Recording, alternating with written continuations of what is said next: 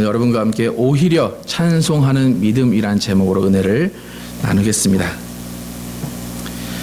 우리가 인생을 살면서 간절함 그리고 절박함이라는 것은 인생의 성공을 이야기하는 데서 중요한 요소라고 이야기할 수 있습니다. 머리 좋은 사람이 열심히 하는 사람 이기지 못하고, 열심히 하는 사람이 즐기는 사람 이기지 못하고, 즐기는 사람은 절박한 사람을 이기지 못한다라는 말이 있습니다. 그만큼 우리는 절박한 상황이 되면 우리의 능력 이상의 고도에 집중할 수 있는 그런 능력이 있기 때문에 그 집중력을 발휘해서 그 상황을 이겨낼 수 있다는 것입니다.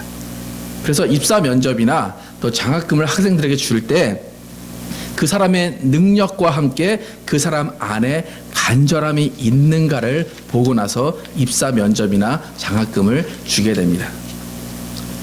그러니까 물질이든지 아니면 좋은 환경이든지 무엇이 됐든지 간에 그것이 간절한 사람에게 주어졌을 때 그것의 가치가 배가가 되고 보람된 일이 되는 것입니다. 전혀 필요하지 않고 갈급하지 않은 자에게 주어진다면 그 사람은 그것에 대해서 고마움을 전혀 느끼지 못할 수밖에 없다는 것입니다.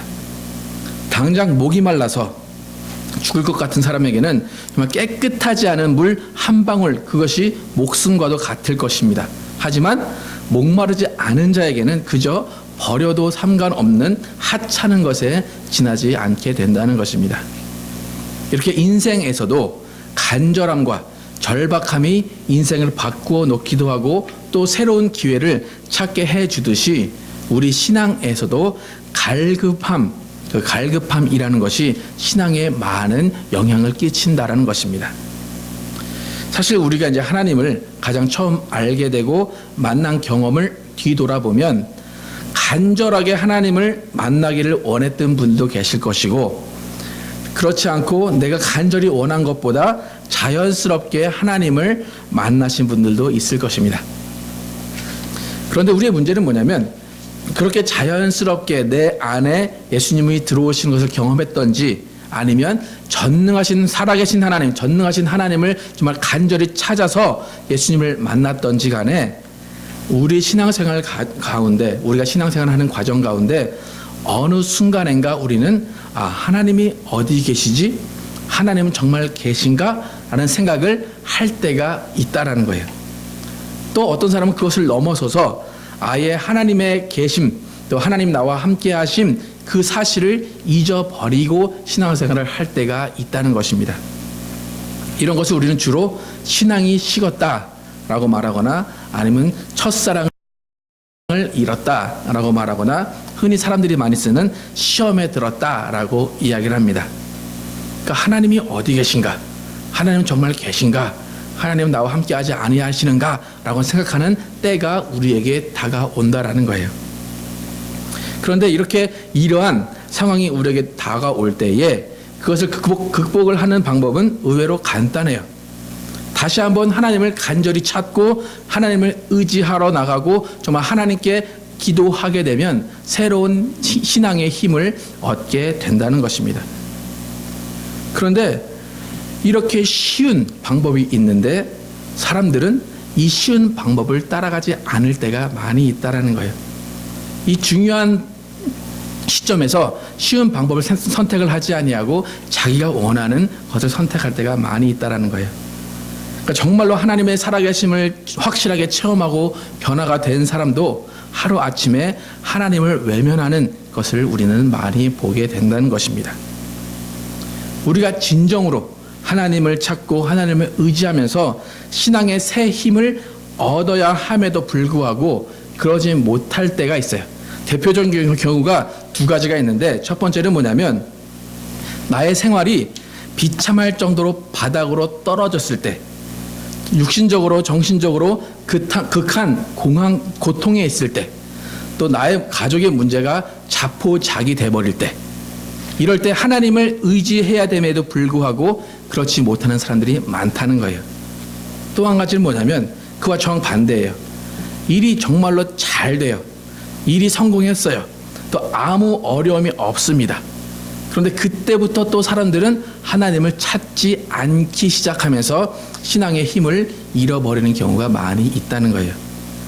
여러분, 우리가 언뜻 생각할 때는 나의 생활이 바닥에 내려가고 비참해지고 극한 고통이 있을 때, 또 나의 가족의 상황과 나의 상황이 정말 자포자기하는 상황이 될 때 우리는 하나님을 더 찾을 것 같죠, 그죠? 그런데 의외로 극한 어려움에 있을 때, 내가 아무런 희망이 없을 때 많은 사람들이 하나님을 찾지 않는다는 거예요. 여러분, 감기보다 조금 심한 정도의 통증이 있습니다. 그러면 그런 통증에서는 하나님을 찾고 하나님의 도움을 구합니다. 그런데 정말 심한 고통에 암이 걸렸거나 불치의 병이 걸렸거나 비극적인 상황에서 하나님을 구해야 되는데, 그러기보다는 그 상황 가운데, 극한 상황 가운데 많은 사람들이 하나님의 살아계심을 의심하고 왜 나에게 이런 시련을 주십니까? 하나님을 원망하는 사람들이 많이 있다는 거예요. 그러니까 자신의 생각과 판단에 회복할 수 없는 상황이다 라고 판단하면 그때 더욱더 적극적으로 믿음을 사용하고 하나님을 의지해서 믿음으로 일어나야 할 때이고, 정말 그때가 하나님을 찾을 기회임에도 불구하고 적지 않은 사람들이 자신이 하나님을 의지하기보다는 하나님의 손을 놓아버린다는 사실입니다. 그러니까 내가 포기하는 상황, 안 돼, 나 이제 죽을 거야, 난 더 이상 일어날 수 없어, 난 희망이 없어라고 포기할 때 그들 생각에는 하나님도 함께 포기한다고 생각한다는 거예요.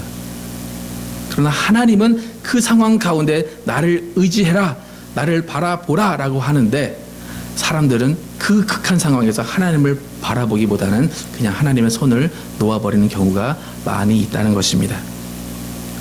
또 이런 앞의 경우와는 반대로 사람들은 일이 너무 잘 되고 성공하고 어려움이 없을 때에도 하나님을 찾는 갈급함이 없어지기 시작한다는 거예요. 사업을 해서 먹고 살긴 합니다. 근데 크게 성공하지 못할 때는 오히려 기도합니다. 가정의 살림이 넉넉하지 않고 아슬아슬할 때는 오히려 기도합니다. 그러다가 갑자기 사업이 크게 성공하거나 가정의 형편이 좋아지면 그나마 기도하던 것들을 놓아버린다는 거예요.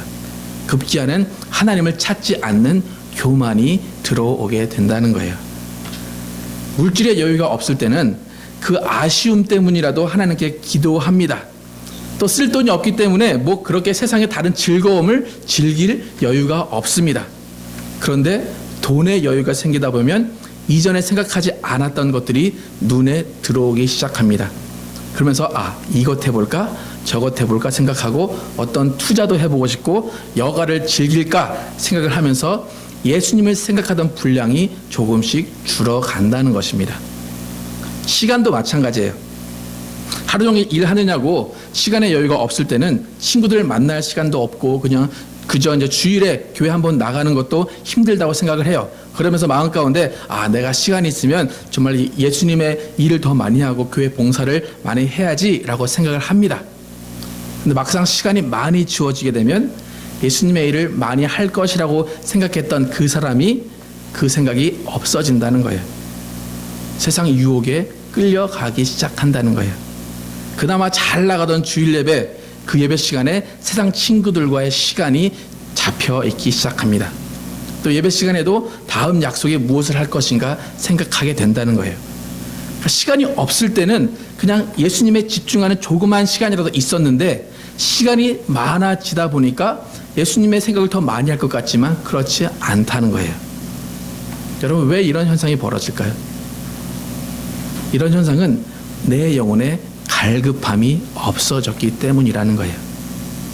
하나님의 은혜로만 살았던 나의 삶이 은혜가 아닌 다른 것으로 대체가 되기 시작했기 때문이에요. 첫 번째 경우, 너무 좋지 않은 상황, 그 상황에는 원망하는 것이 은혜를 가로막게 됩니다. 두 번째 경우, 세상에 즐거움과 안정이 있을 때, 그때는 은혜의 목마름, 은혜의 갈급함이 없어지기 시작했다는 것입니다. 오늘 본문을 보면 오늘 본문의 저자의 상황은 첫 번째 상황이에요. 너무 안 좋은 지경에 이르는 거예요. 그런데 이 시편 저자는 그런 상황 가운데도 하나님을 찾기에 갈급하다고 고백을 합니다. 우리가 1절에서 2절을 같이 읽어보겠습니다. 1절에서 2절 시작. 하나님이여 사슴이 시냇물을 찾기에 갈급함같이 내 영혼이 주를 찾기에 갈급하니이다. 내 영혼이 하나님 곧 생존하시는 하나님을 갈망하나니 내가 어느 때에 나가서 하나님 앞에 배울꼬. 이 사람은 어려운 상황 가운데서 내 영혼이 주를 찾기에 갈급하나이다 라고 고백합니다. 어떻게 이렇게 어려운 상황 가운데 주를 찾기에 갈급할 수 있을까? 그 이유는 이 시편자들은 살아계신 하나님을 100% 신뢰하기 때문이에요. 그의 영혼을 살리시고 그와 함께 하시는 하나님을 100% 신뢰하고 갈망하기 때문에 그의 영혼이 주를 찾기에 갈망하는 거예요. 어떠한 어려움에도 믿음을 잃지 않고 오히려 환난 중에 만날 큰 도움을 바라면서 하나님을 찾는다는 것입니다. 그런데 그런 상황 가운데 주위 사람들은 이 사람을 조롱합니다. 3절과 4절에 보면 사람들이 종일 나더러 하는 말이 내 하나님이 어디 있느뇨 하니 내 눈물이 주야로 내 음식이 되었도다. 내가 전에 성의를 지키는 무리와 동행하여 기쁨과 찬송의 소리를 바라며 저희를 하나님의 집으로 인도하였더니 이제 이 일을 기억하고 내 마음이 상하는도다 라고 말해요. 사람들이 말하는 거예요. 그래, 네가 살아계신다고 외치는 그 하나님이 네가 지금 어려운 상황 가운데, 어려운 환난 가운데 어디 계시냐, 너에게 도움 안 주시기 지금 어디 계시냐 라고 조롱하는 거예요. 근데 그런 조롱 가운데 이 시편 기자는 어떻게 말하고 있습니까? 3절 후반부에 내 눈물이 주야로 내 음식이 되었도다. 아무리 주위에서 비난을 해도 하나님을 원망하는 것이 아니라 오직 주를 찾기에 갈망하고 있다는 것입니다. 또 4절에 보면 그동안 많은 사람들을 하나님께로 소개하고 인도했습니다. 그런데 지금 자기의 처지를 돌아보니까 뭐라 할 말이 없는 거예요. 한심스럽고 정말 안타까울 뿐이에요. 하지만 시편 기자는 낙심하거나 낭망하거나 또 하나님을 원망하거나 하나님을 찾는 것을 멈추지 않는다는 거예요. 오히려 자신의 영혼이 약해지는 것을 추스리고 하나님을 바라고 도우심이 올 것을 믿으면서 하나님 앞에 더욱 가까이 나간다는 거예요. 그래서 5절에 고백을 한다는 것입니다. 우리가 5절 함께 같이 한번 읽어보겠습니다. 시작. 내 영혼아 내가 어찌하여 낭망하며 어찌하여 내 속에서 불안하여 하는고 너는 하나님을 바라라. 그 얼굴의 도우심을 인하여 내가 오히려 찬송하리로다. 오히려 환난이 하나님을 바라는 시간이 되었고 하나님을 찬송하는 시간이 되었다는 것입니다. 이러한 사람이 하나님을 바라는 믿음을 가진 사람입니다. 살아계신 하나님을 만난 사람이라는 것입니다. 또 이 영혼은 살아있다는 것입니다. 그런데 왜 이렇게 시편 기자는 어려운 가운데 오히려 하나님께 나아가고 오히려 하나님을 찬송하려고 애썼을까? 시편 기자는 애쓴 거예요. 정말 그냥 자연스럽게 하나님을 찬송한 게 아니라 본인이 정말 하나님께 나아가려고 하는 갈급함을 찾고 정말 찬송하려는 애쓰는 모습을 가지려고 했다는 거예요. 그런데 왜 이렇게 했을까? 그 이유는 뭐냐면 이 어려운 환경과 환난 그 가운데 자신의 영혼을 살려주신, 자신의 육체가 아니라 자신의 영혼을 살려주신 하나님과의 관계를 끊을 수 없었기 때문이라는 거예요. 오히려 그 폭풍우가 지난 후에 하나님을 더 신뢰할 수 있는 그 관계를 갖고 싶었고 하나님께서 그런 자신을 인정해 주시기를 바랬다라는 것입니다. 여러분, 하나님은 감당할 만한 시험만 주신다고 말씀하십니다. 그럼 감당할 만한 시험을 주신다. 이것은 무엇이냐면 우리가 갈급함을 잃어버렸을 때 다시 갈급함을 회복시켜 주시려고 하나님께서 기회를 주신다는 거예요. 우리가 하나님을 잊고 살아가고 있을 때 시험을 감당케 하시면서 기도하게 하시고 다시 한번 하나님을 갈급하게 찾기를 원하시기 때문에 우리에게 감당할 만한 시험을 주신다는 거예요. 우리가 이 세상을 살 때에 어떤 부모의 관계, 또 친구 관계, 사제 관계, 이런 사람과의 관계를 이루면서 살아갑니다. 하나님과도 마찬가지입니다. 하나님과도 관계성을 이루면서 살아가는 것입니다. 여러분, 아이러니하게도 아무 허물도 없는 정말 아무것도 부끄럽지 않은 부부 관계가 또 가장 깨어지기 쉬운 관계라는 것을 우리가 너무나 잘 압니다.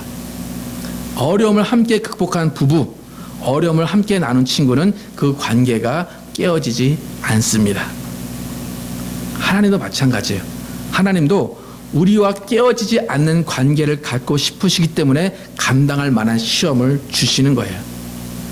나와 함께 이겨보자, 나와 함께 시련을 뛰어넘어 보자라고 말씀하시면서 하나님과 더 깊은 관계를 갖게 하시기 위해서 감당할 만한 시험을 주신다는 거예요.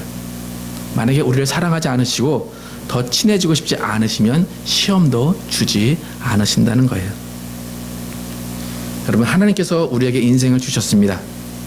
근데 하나님께서 주신 인생은 뭔가 부족한 것처럼 사는 것이 행복한 인생이라는 것입니다. 뭔가 부족해도 매일 하나님께 그것을 가지고 나가는 거예요. 가지고 나서 물어보고 응답받고 울기도 하고 웃기도 하면서 사는 인생이 복된 인생이라는 것입니다. 그래야지만 항상 하나님께서 나와 함께 계시고 정말 살아 계시다는 것을 느낀다라는 거예요.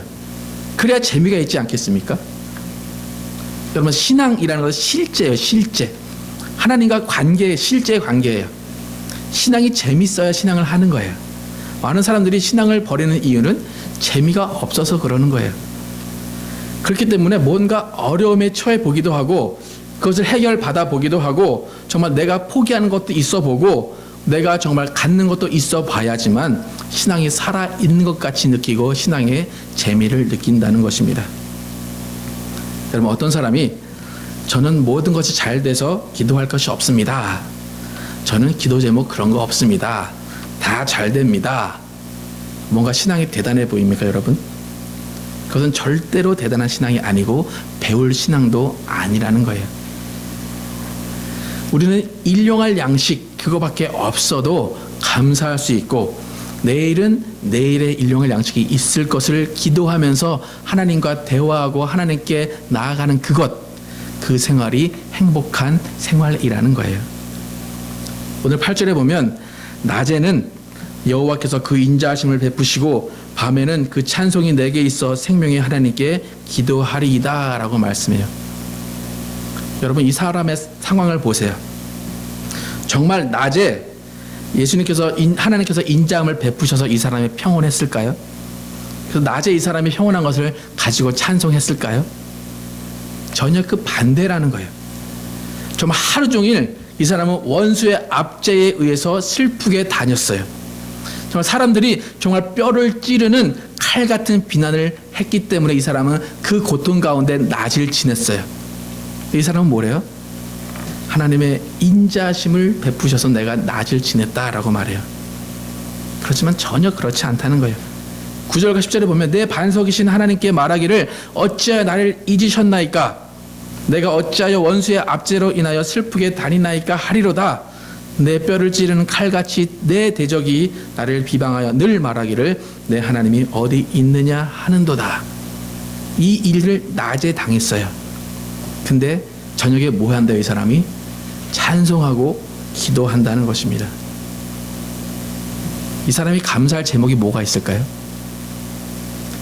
이 사람은 지금 원망할 수도 있는 상황이에요. 원망할 수밖에 없는 상황인데 이 사람은 감사한다는 거예요. 그렇다면 이 사람이 감사할 제목은 무엇인가 하면 내가 이 어려운 가운데서도 기도할 수 있는 하나님이 여전히 나와 함께 계시다는 것, 그것에 감사한다는 거예요. 또 기도를 들어주신 하나님이 나와 함께 계시다는 것, 그 자체 하나만으로 감사한다는 것입니다. 이 사람은 절대로 문제가 해결되어서 기쁜 찬송을 드리는 게 아니에요. 단지 기도할 수 있다는 것, 그거 하나에 감사하며 찬송한다는 것입니다. 여러분, 이 시편 저자의 말이 이해가 가십니까? 문제 해결된 것도 아닌데 찬송하고 감사하는 이 사람이 정말 제정신이고 여러분 이해가 가십니까? 여러분, 우리는 영적인 생활을 위해서 물질이 부족한 것도 복으로 여길 줄 알아야 된다는 거예요. 우리의 영혼을 위해서 때로는 몸에 질병이 있거나 연약함이 있는 것도 복으로 인정할 수 있는 믿음이 있어야 된다는 것입니다. 바울, 평생 안지를 가지고 있었습니다. 하지만 그것을 원망하거나 부끄럽게 생각하지 아니했습니다. 그 안질이라는 고질병이 예수님의 능력을 모시고 사는 것이라고 고백을 했다는 거예요. 어떻게 안질, 몸의 아픔이 예수님의 능력을 모시고 사는 것이 될까요? 왜냐하면 그 부족함과 어려움 때문에 한 번이라도 더 예수님을 찾게 되고 한 번이라도 더 기도하게 되고 한 번이라도 예수님과 함께 대화할 수 있기 때문에 그것이 내 안에 능력으로 남아 있다는 것입니다. 아멘. 그것으로 인해서 하나님과 더 깊은 관계를 가질 수 있다는 거예요. 바울의 육체의 아픔, 그 아픔은 예수님과 더 친하게 만들어준 기회가 된 것이지 그것이 저주가 아니었다는 거예요. 오히려 그 아픔이 복이고 능력이 될 수 있었다는 것입니다. 여러분, 믿음의 눈은 똑같은 환경을 180도 다르게 보게 해준다는 것입니다. 믿음의 눈은 현재 지옥 같은 상황에 있을지라도 그것을 천국으로 바라볼 수 있게 해준다는 것입니다. 믿음의 눈은 어제의 근심을 잊어버리게 해주고 새로운 희망을 갖게 해주고 새로운 힘을 준다는 것입니다. 여러분, 우리 인생에 어려움이 없으면 좋겠죠. 근데 어려움이 없는 인생을 산다면 과연 감사라는 것을 알 수 있을까요? 너무 풍요롭게 자라고 고생 안 하고 자란 아이들, 그 아이들에게 때로는 부모님들이 이 아이가 감사할 줄 모르는구나, 이 아이가 좀 고생 좀 해봐야 된다라고 말할 때가 있습니다. 부족함 가운데 우리가 감사를 알고 우리에게 감사의 제목이 있다는 것, 그것이 얼마나 복된 것인가 우리는 깨달아 알아야 됩니다. 오늘 본문의 시편 저자 어려운 상황에 있습니다. 그런데 그 상황에서 기도했고 하나님만 바라면서 찬송했습니다. 여러분, 그런데 한번 생각을 해보세요. 이 다음에 하나님만 바란다 라고 말한 다음에 이 사람의 상황이 좋아졌을까요? 아니면 계속 그 모양 그 꼴로 있었을까요? 어땠을까? 한번 생각을 해보세요. 성경에 나와 있잖아요. 이 사람이 좋아졌다라고 말하고 있지 않다라는 거예요. 시편 저자가 정말 그러한 상황 가운데서도 오히려 찬송했다는 것은 뭐냐면 문제 해결은 오직 하나님께 맡기고 자신은 하나님과 함께 있는 것 그 자체를 기뻐했다라는 거예요. 정말 하나님께 나아가서 기도할 수 있는 그 사실 하나만으로 만족했다라는 것입니다. 여러분, 우리는 때로는 우리의 환경을 변화시켜 달라고 예수님을 만나러 갑니다. 나의 육체의 병이 낫게 하기 위해서 예수님을 만나러 갑니다. 하지만 예수님께서는 우리를 만나시고 이렇게 말씀하실 거예요. 야, 네가 나를 만나고자 하는 이유가 병을 고치고 너의 환경이 나아지고 부유해지는 것이냐? 잘 생각해봐라. 원래 너는 나를 만날 수도 없던 사람이야. 나를 만날 수 없던 사람이 나를 만났어. 네 영혼은 나와 대화할 수도 없었는데 지금 나와 대화하고 있어. 그거 하나만으로 만족할 수 없겠니? 너 나와 대화하는 그것 하나만으로 만족하면서 나와 함께 있지 않겠니? 라고 말씀하신다는 거예요. 여러분, 우리는 우리의 육체를 살리신 예수님이 아니라 우리의 영혼을 살리신 예수님을 믿고 있는 사람들입니다.